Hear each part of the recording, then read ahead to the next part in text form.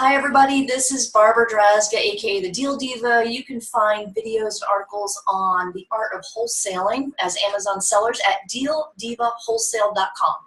And today I'm going to share with you some tips and tricks on how to transition from an arbitrage sourcing model into a wholesale sourcing model. So we're just going to dive right in. I've got a little presentation for you guys, and it's how to transition from arbitrage to wholesale with just a few ideas to get you started. So first of all, why is it important to examine your business model? You know, instead of building a business, a lot of people are just sort of doing what they got to do to make an income, and some of it's on the side and as a hobby, but we're not looking at our businesses from a holistic approach on how we can make it sustainable and something that's going to run if something happens to us, or if we're going to go on vacation, or if we're not able to work that business. We don't want our income to be dinged as well. So that's one of the reasons I like the wholesale model. So I have this little Post-it note I put on my refrigerator. I brought it, I know it's backwards in the video, but I took it off the fridge for you guys. And I've been contemplating this, give up the good for the great, for probably about 6 months now. Because sometimes I get into these habits where I do things habitually, but they're not necessarily the right decision for my business. So, you know, we get into these routines, at least I do, right? Give up the good for the great, where things are working well and you're making money and you're doing good, and we get a little bit complacent. We don't think about that in order to move to the next level, we have to maybe give up things that are working good for us in order to make space in our lives and our time and our resources for things that are great. So we kind of go along, we're at this level, and most people just stay there. But people who really take a look at their business and try to be self-aware about what's happening in their lives and businesses, they'll take a look at what's working good, and if they have a lot of goods going on, if they gave up a couple of things that are working good in order to focus on one thing that could be great, and maybe take less time than all the little goods they have going on, I think that's a good thing to do. And for me, that's something, like I said, I've been contemplating for about 6 months in all areas of my life. What's happening, what's going on in my life and my business that's working well, but if I gave up the bunch of things that are working well for one or two things and just triple down on those one or two things that are phenomenal, how that would change my business and my lifestyle. So I just want to give you that thought as we move into some particulars of how to transition from arbitrage to wholesale. So the first writing on the wall for me was about a year ago. Now I've been sourcing RA since I started on Amazon in 2015. In August I started learning, and then I tripled down for Q4 in 2015, not really knowing a whole lot, just knowing enough to be dangerous and enough to make some money. But boy, I was wearing myself out. I was driving from store to store. You guys know the deal. We've all done arbitrage. Everybody starts with arbitrage. And I realized pretty quickly that it wasn't scalable. And last year when the brand restrictions, Amazon started locking down the brand restrictions and everybody started panicking, I saw that as a wake-up call for transitioning or figuring out a model or finding a model for my Amazon business. Either I was going to have to give up Amazon altogether and go do something else, or triple down on Amazon, find out what's going on and why is Amazon doing these things. They're not doing it because they're out to get us, right? They're doing brand restrictions in order to get rid of a lot of the scammers and protect the brand owners. And also provide their customers, their number one mandate, provide their customers with an excellent experience. So when you understand why Amazon is initiating these brand restrictions, you can start looking at it less as an inconvenience to you and your business and more as an opportunity. So I interviewed Dan Metters last week and we shared ideas on how we can profit from brand gating. I know that kind of sounds backwards when there's so many people in the Facebook groups complaining about, oh, this brand is restricted and whatever. Dan and I tossed around some ideas on how you can actually leverage and profit from brand restrictions. So go over to dealdivawholesale.com and you'll be able to look under the videos tab at the top, and you'll be able to find it right at the top of the feed. And you can watch that video. It's about an hour long, and I'm just interviewing Dan Metters from the Wholesale Formula. So a lot of us don't realize what the true cost of retail arbitrage is. So I hear people talk about the higher margins of RA, and there are higher margins in RA potentially than there are in wholesale, but you're only looking at one metric. So you have to look at the entire picture from a holistic approach. Maybe the potential profit margin on wholesale is lower, but you have the ability to replenish those products over and over and over just by sending an email, or by calling your supplier and saying, or even setting up an automation so that an email goes to your supplier once every 2 months to replenish. So you're not running from store to store to store every time you need to replenish an ASIN. So the time that it takes that you're not investing in replenishing in wholesale, once you realize the value of your time, you realize that the margins in RA aren't as good as you think they are if you look at your business from the big picture. So first, of course, you have to de-sticker and label and pack and ship and all of the materials that go into doing all of that. Not just the time, but the materials. And also the hardware. So the label printers and the scanners and all of that. You have to look at the bigger picture. The gas and the wear and tear on your vehicle, driving from store to store to store to store. If you look at the long term, if your vehicle is worth X amount, and this is just simple math, your vehicle is worth X amount with 20,000 miles on it, and then it's worth significantly less with 50,000 miles on it, and you put those extra miles on it because you're running around doing RA, you're losing thousands of dollars on the value of your vehicle that's already a depreciating asset just by using it to run RA. And not to mention the extra wear and tear. So you're going to increase over the lifetime of your vehicle the amount of maintenance you're going to have to do on it and fixing things on it, because you know what a tranny costs to get? I know what the true cost of a tranny is because I've blown a tranny, you know, a couple $1,000s because you put more wear on that vehicle. So also RA is not as scalable as wholesale is. So you'd have to physically hire people and teach them how to do RA and then pay them to do RA to run around from store to store in order to scale retail arbitrage. And then the big one for me, all of this is related to time. And once you put a true value, once you understand the true value of your time, you'll recognize you're probably paying yourself $3-4 an hour if you're the one running around doing RA. So you have to look at numbers, all of the metrics, and the bigger picture when you're looking at the cost of sourcing in a certain manner. So building a wholesale-based business is a numbers game, simple as that. And once you put together a system, I believe in having a systemized approach, and I'll show you real quick. This is so low tech, but it works for me. So this is it. This is the book. When I'm creating systems, this is what I do. I love office supplies, first of all. So bright, shiny blue. I'm much more likely to carry around with this with me during the day as I'm working.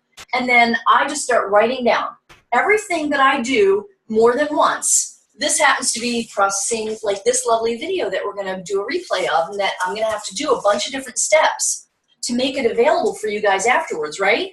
So, and I process videos on a regular basis. So what I did was I write down every single step in the process. Now what I can do is hand this off to someone, or get it in electronic format, of course, put it in a Google Doc, and give someone the link and say, here's the video, here are the products, here are the steps, go take care of this for me. Now I can focus more of my time on doing this task, or creating these videos, training videos, instead of investing my time on you know, editing them and putting them on YouTube and writing keywords. I can outsource the technical part of it so that I can focus on bringing training, right? So now I've increased my ability to bring more product, which for me is training, to market, because I have a system that I can hand over to somebody to do. So whatever you need to do to create systems in your wholesale sourcing business, so as you're learning how to find products on Amazon, as you're learning how to use extensions to research. You want to just hit a video recording. There are a bunch of different free services out there. I'm using Zoom right now. There's Snagit, there's Screencast Pro. I think go Google, free screen sharing program extensions, right? Chrome extensions, and install one. And as you're going through the process of researching, just hit that record button. And once you start collecting the steps and learning the steps, and then putting the steps in writing or video format, then that's your first step to creating a systemized approach to sourcing. Because now you can put multiple people on that task, which frees you up to do something that is your highest and best skill. Does that make sense? I'm sure it makes sense. You guys are smart. Okay, so another thing that we need to do with wholesale is create daily and weekly goals. So being a numbers game, what I mean by a numbers game is the more products that you find and suppliers that you get contact information for and communications you make with those suppliers, the more you put into that funnel, the more accounts with profitable products that you're going to sign up. Now, I see a lot of people complaining on these Facebook groups, and I highly recommend you ignore the complaining unless you see that complaining as a potential opportunity to help change that person's mindset, or an opportunity of something that you can switch to a positive and use in your business. So what people complain about is, I reached out to 3 suppliers and they all said no. Okay, well, it's a numbers game, which means you got to reach out to 30, 300, 3,000 suppliers in order to increase the amount of suppliers that you can find profitable products from, that you can negotiate good pricing, that you can add value to their brand to create more of a partnership, right? So the more you put into your funnel at the top, whether you're doing it yourself or you're outsourcing a bunch of other people putting things into your funnel, the more positive outcomes you're going to get on the back end, the more suppliers you're going to be able to sign up and source from. Make sense? So if you create daily and weekly goals and metrics, certain amount of brands researched per day, certain amount of emails sent, certain amount of calls made, okay, and you choose what that amount is for you, and you can also take that those metrics and give them to virtual assistants after you've trained them, saying your goal for today is to communicate with X amount of vendors, is to develop a list with full contact information for X amount of brands. Okay, so once you have those metrics, then you've got, you know whether or not you're on track with your communication and your research every single day. So outsource data mining, that's the first thing I outsourced. I hired, I don't call her a VA, I call her a research assistant. So I taught her how to use the information that I learned in the Wholesale Formula on reverse sourcing and on finding products and identifying brands to source. That's data mining for me. And I hired a research assistant and taught her just that. So that's the first thing I outsourced, because my skill set is more communicating with brands, asking the right questions from brands, and having that conversation with them about how can I help increase your sales on Amazon, and negotiating with those brands for better pricing and terms. So if that's my skill set, I outsource the data mining so I can focus more on closing the brands that research assistant brings into my funnel. Make sense? So, and then again, source with a systemized approach, which is what I just talked about. So let me go over to the chat and see if we've got any questions in there that I can answer real quick. All right. Anybody have any questions? Go ahead and put it in the chat real quick while I'm over here, and I'll see if I can address them before I move forward. Anybody have any questions in the chat? Go ahead and ask them now. Hi, Yancy. Hi, Wanda. Hi, Troy. Hi, Susie. Hi, Steve. Thanks for coming on board, guys. No questions. Hi, Scott. Hi, Nikita, Maria Lynn. Okay, no questions. Good. I'm going to go ahead and go back to the screen share. Question here. Yes, Candace. How can I help you?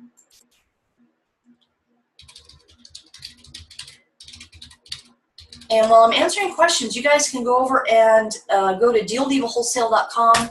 You can check out my bonus offers for the Wholesale Formula. Their cart just opened last night. It's open for 1 week. It closes next Thursday at midnight. I've got a bunch of bonuses that I offer for people who register through my affiliate link, and you can go ahead and take a look at dealdivawholesale.com. Candace, what's your question? You say question here, but I don't. Yeah, there we go. I have heard from other sellers that there is tough competition for the manufacturers relative to the large sellers. Candace, I couldn't have planted that question better myself, because I addressed that in the coming slides. So let me go back to the presentation. That was perfect, Candace. Thank you. Excellent job. Very clear, concise, and easy to follow. Thank you, Brent. I appreciate that. I wanted to make this short and sweet. There's only about 8 slides to this, just so that I can give you guys some bite-sized pieces that you can think about this weekend and start applying to your business this weekend. And I challenge you all to take one thing from this presentation and just do it today. Even if it's something as simple as going out and buying a pretty book and a pretty pen, and just start writing down one process, one thing that you do over and over and over in your business. Write it down this weekend. That's your one homework for this weekend, is just start that. And I know you could be more technical about it, and I will eventually have these in Google Docs, and I have videos, and I, you know, in private videos that I share with my VAs. But I was having problems actually making myself commit to writing down the steps of things. I would just say to myself, oh, I'll just get it done, I'll do it later, I'll just do this process now. So in kicking in my my love of office supplies, there has to be a name for that addiction, right? There's got to be a name for it. So I have an addiction to pretty office supplies. So I engaged that addiction and applied it to, okay, I would love to carry this all day, and now I'm making a game out of it. What else can I write down in this book? Because this is only for processes. So now it's kind of fun. I wrote down the process for doing the dishes, so I can hand it to the housekeeper and say, this is exactly, you know, and this is where everything goes. For my pet sitter, I have some girls who come over and they watch my pets when I travel, so I wrote down a process for them. So even if it's just this one thing, do this weekend, at least you feel like you're moving forward in your business by creating systems. Office Supply-O-Mania. Hawk, I love that. I'm going to go register that URL, Office Supply-O-Mania. Okay, so I'm going to go back to the presentation now, because Candace asked something that I'm going to talk about in a minute. There's tough competition for the large sellers, for manufacturers relative to the large sellers. Okay, I'm going to tell you how to get the competitive edge against all other sellers, not just the large ones. Okay, so let's go back to share the screen. And so we talked about that a wholesale-based business is a numbers game. And again, you can go to dealdivawholesale.com and check out other articles and videos I have, and check out my bonuses for the Wholesale Formula course. So, how to set yourself apart from the competition. So first of all, I like to bundle. I love to bundle because I like owning the listing. Now, to scale wholesale, it is a numbers game, and to be able to automate just orders of existing products from wholesalers. Once you have that base, then you can get a little bit more creative. So I have a couple of suppliers who I started with ordering their products to bring to me and then to a prep center. But first to me to test the order. And I'd pay like, I would make like a $150 order, a small MOQ, you know, like one case of something. And then I would bundle at least one other product and from another supplier, and then an information product or something that I created for that bundle. So there's 3 pieces, but locked down that bundle and made it completely mine. That listing is mine because I custom made one piece to the bundle. So I added value. I didn't just throw anything in there. I believe in adding value to my supplier's product by adding things, and that the customer is going to say, oh, wow, that makes this product even more useful for me. Okay, so you can bundle as a way to set yourself out from the competition. So now what that translated into, I've got 2 suppliers who I now send those bundle pieces to them. And it started with one of my suppliers. I told him what I was doing with this product, and he said, well, why don't you just send those to me, and I'll have the warehouse guys put those products into the box with mine, and we'll send them into Amazon for you. So they actually do the bundling for me. They don't charge me extra for it, which is crazy, but I order a lot from them. I bring their products to the Amazon marketplace, And I actually now, they bring in 4 to 5 containers a couple of times a year from China, and they have extra space in their containers. I now put my private label products, because I've just entered PL, into the back of their containers. So it fills up their container, because they're paying shipping for that container anyway. So it's win-win. It's totally win-win, the relationship. And that's not going to happen with every supplier, but you never know until you have conversations and you develop relationships with these suppliers, what they could turn out to end up being. So bundling is great, partnering with your suppliers to, now I wouldn't recommend having a new supplier send your product directly into the Amazon warehouse. I recommend getting your systems in place, having your wholesale orders, everything automated, and then pick those suppliers that are small, independent, and you'll feel out in the conversation when you talk to them. And you'll find out where they're at in their journey as importers and as brand owners. And you'll find ways to help them that might also help you. So it really does come down to relationship building with your suppliers. Okay, so set yourself apart from the competition. How to scale fast. So you're doing an RA, and I recommend that if you don't feel comfortable completely jumping totally into making the jump from RA, stop all that, go to wholesale, just make a transition.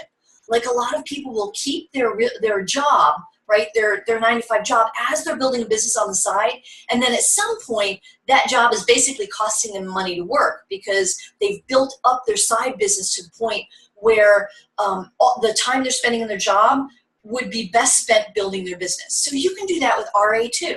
You can continue doing arbitrage, retail arbitrage, online arbitrage, if it's working for you to have that income, but then make sure anytime you're building your wholesale business, and soon you'll see that the wholesale side, when you take the time that you're investing in RA, you'll get to the point where if you took that time and put it into wholesale, the wholesale will grow a lot faster.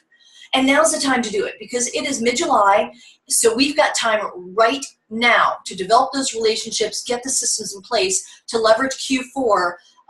Get started with wholesale now. Don't wait till next January after Q4. Okay, so one way when I started wholesale was I looked through all of the ASINs that I had done RA on that I'd only had limited quantity and that I just basically forgot about them. I dug through my account from way back in 2015 when I started. And the ASINs that sold out really fast, and I remember thinking to myself, gee, I wish I could get more of those. But I wasn't thinking wholesale in 2015. I was just thinking running store to store, right? So go back and revisit those ASINs and find the manufacturer, find the brand owner for those ASINs. And then take a look at the Keep It charts and Camel, and look at what they're doing right now. I don't recommend doing things like pie face or fidget spinners or anything that had like a crazy, or Chewbacca masks, right? I'm not talking about anything that had that pop as a trend, but look at products that have a consistent sales volume over time, all right? So go revisit your ASINs from back when you started to see which ones were working for you, and then dig into the matrix and the data on those ASINs. Another thing that I highly recommend. Now I see people when they first start wholesale, one of the biggest mistakes they make is they try to go after Hasbro and Fisher-Price and Nike and these giant brands who are not going to sell to you. They're at any price that you're going to be able to buy and make a profit on, because you can't buy the volume and they control their sales channel, right?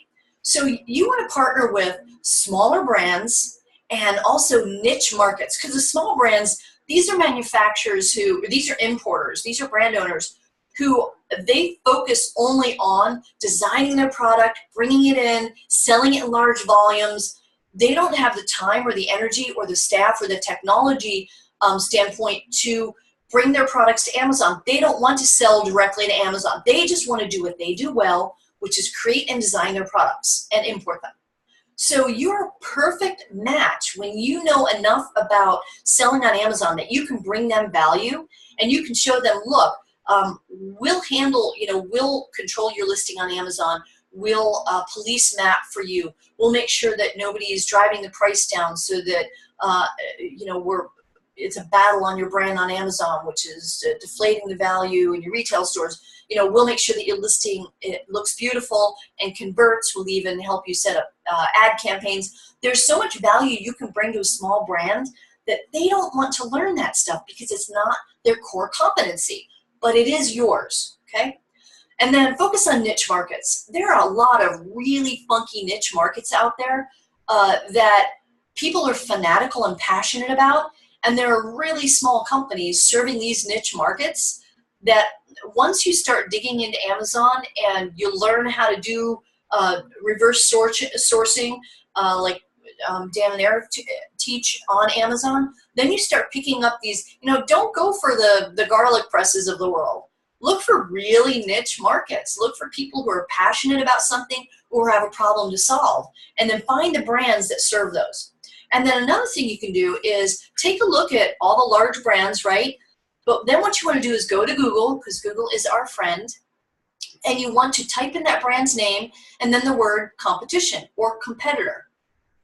So if you find a brand or a product that's selling really well, there's too many people on it, but it's a niche market or a passionate market, then just look for competition to that brand in Google to try to find smaller and niche brands that are also in that space that maybe you can do some business with. So those are just some basic ideas. There's a whole lot more. Go to DealDivaWholesale.com, and I've got articles and videos up there. You can take a look and dig into fanatical niche markets. I've got a couple of videos up there that I did you can watch.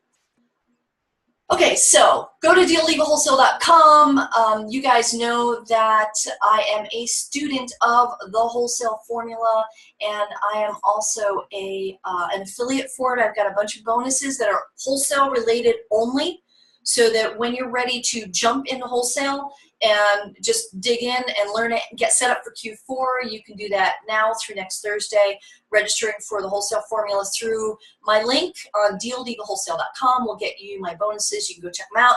And if you got any questions, of course, you can always private message me on Facebook. There's also a contact form on DealDivaWholesale.com. And let me get over to the questions here. David asks, will this webinar be available offline later? The connection keeps breaking up. Oh no, I'm sorry, David. I hope the rest of you can hear me this entire presentation. Yes, I am video recording it right now, and I will post it up on Deal Diva Facebook group. I'll put my link to Deal Diva Facebook group on there. It's basically facebook.com/groups/Deal Diva. Go follow me there if you're not already. .com/group/Deal Diva. And then go to Facebook, or I'm sorry, DealDivaWholesale.com, and you can go check out on the link on the top. You'll see a link to the. There we go. Send it to everybody. Candace, you have a few more questions. Should you? No, go ahead and post them right here. Candace, what are your questions? Let's answer them. Candace has a few more questions about transitioning from RA to wholesale. Bring them on. Bring them on. Okay. Candace, what are your questions? Everybody else, do you have any questions about how to transition if you're doing arbitrage at all? How to make that transition smooth and seamless and profitable into wholesale? Let me know if you guys have any other questions. Okay. All right, so I'm not seeing any. Oh, here we go. TWF says to look for listings with 2 to 3 other sellers, but I've heard that causes the prices to tank. Well, it's kind of a global statement. The Wholesale Formula, they teach you to look for 2 to 3 other sellers, but the global part of that is I've heard that causes the prices to tank. So any statement that starts with I've heard is based on conjecture, hearsay, naysayers in Facebook groups. I don't agree, so I wouldn't listen to anything that you kind of hear in the grapevine. I don't agree. So, conjecture, yes, causes prices to tank, not necessarily. So, let's say your concern is that the prices are going to tank on a listing. So, what's the opportunity here? Somebody posted in, we just talked about it in the presentation. There's an opportunity if you have a fear that the prices are going to tank on a listing, and you're in touch with the brand owner. What can you say to the brand owner? you could say, hey, look, we're worried about your prices tanking. We want to help you secure map on your listing. Here's how we can help you. So if you turn what everybody else is afraid of, and you know they're posting on Facebook groups, and I heard this, and I heard that, and I heard this, all these rumors, find the opportunity in it for you as someone who's bringing value to a brand owner. Make sense? Okay, first steps, just getting started, jumping right into wholesaling. David, absolutely. If I had known then what I know now, I would have started in wholesale in 2015. I didn't know what I didn't know. That's usually the case, right? We don't know the questions to ask if we don't know the questions to ask. In hindsight, if I'd started in 2015, I'd be so much further ahead. I'm doing really well now. I ramped up pretty quickly. I enrolled in the Wholesale Formula almost 1 year ago, and I ramped up within about, well, I dug into that course though. The minute I enrolled, I got registration, I got login information, and I started right away. I set up a couple of screens, laptops, and I just powered through it, and I started implementing immediately. So it's all about commitment. You know, how committed are you to your business? Whatever you choose to do, whatever you decide to do to build your business and to grow your business, make sure that you're 1,000% committed to that and do it. And now's a perfect opportunity because it's only July. So if you wait until January, you know, you've missed out on a bunch of Q4 sales that could have upped your profit significantly this year. Okay, so Juju, what have you found to be tanking? That's what Keep is for. That's right. Look at your tools, guys. Use Keepa and Camel. Look at the tools that are right there for you for free to evaluate listings to see where the opportunity is. So what else? What have you found you capitalize to be the best things you can offer the brand owner to make working with you very enticing? So Brent, thank you for the questions.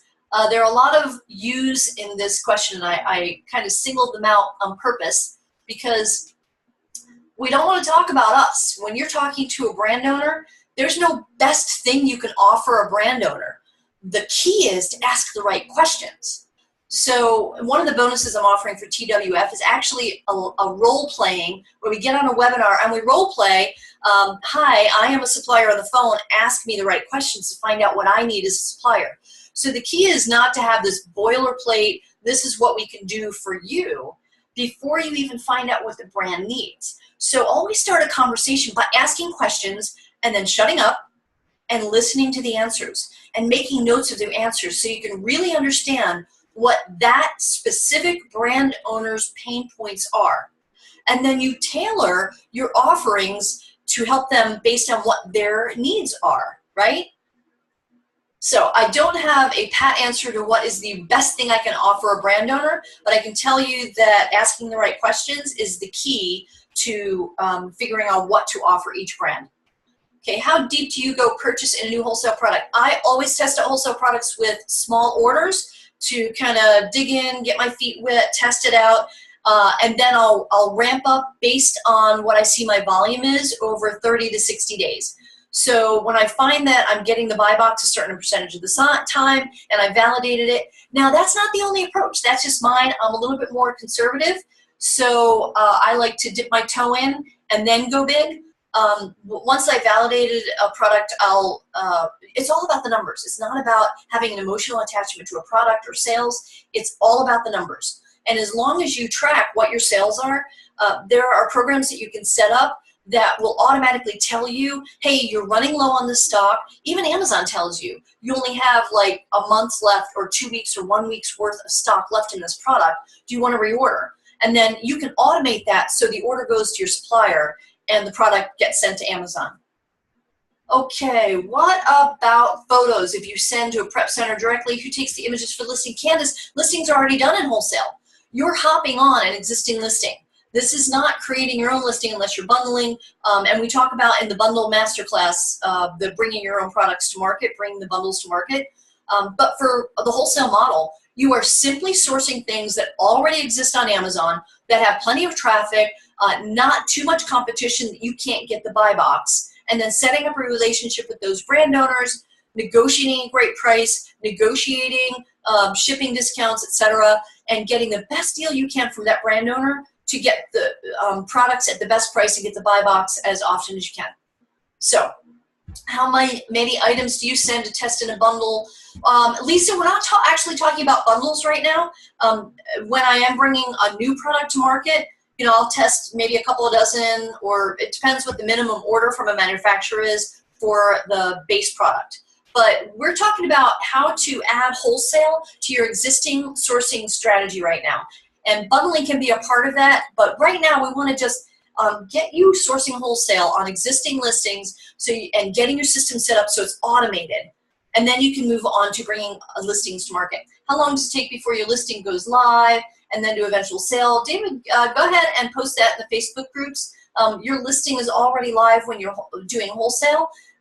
So it's already live. It's already up there and there are already people selling it. Thank you. I see my question did work on getting that point across. No boilerplate. Listen and then offer in response. That's right. Perfect, Brent. Appreciate you asking that. If the listing is variations, promotions, et cetera, you don't have to offer those. No, you can just choose the variation that is selling the best. It's up to you. You answered a post for me about being cautious of invoices from distributors rather than a manufacturer, that Amazon won't take invoices from distributors. To be clear, if a U.S. distributor is selling products from other countries like China, will AZ reject that type of invoice? You know what? That's a little bit more advanced, and Candace, they actually talk about brand restrictions and suspensions and meeting Amazon's criteria when you need to get ungated in a brand, or when Amazon comes at you saying, hey, there's an IP, intellectual property infringement, and that's also in the Wholesale Formula course. So Brent, my question, let's see, Lisa, my question was regards to whole and getting your manufacturer to send it to you.